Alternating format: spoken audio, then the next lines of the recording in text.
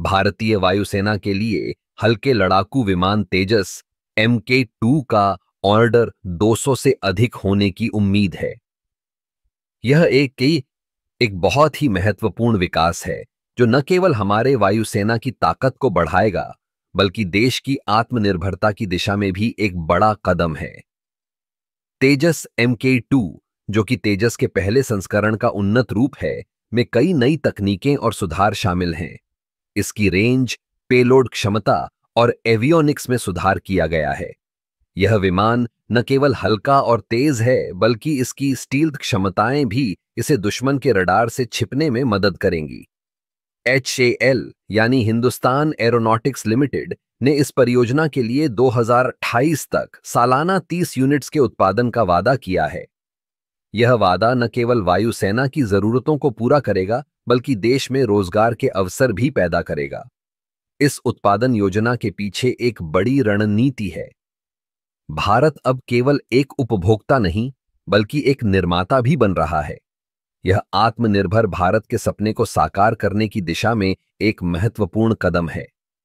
जब हम तेजस MK2 की बात करते हैं तो यह सिर्फ एक विमान नहीं है बल्कि यह हमारे देश की तकनीकी क्षमता और आत्मविश्वास का प्रतीक है।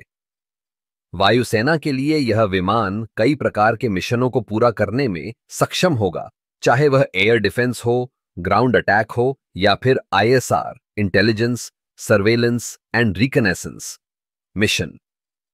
इसकी बहुप्रकारी क्षमताएं इसे एक आदर्श लड़ाकू विमान बनाती हैं। इससे पहले भारत ने कई विदेशी विमानों पर निर्भरता रखी थी, लेकिन अब हम अपने खुद के विमानों का निर्माण कर रहे हैं।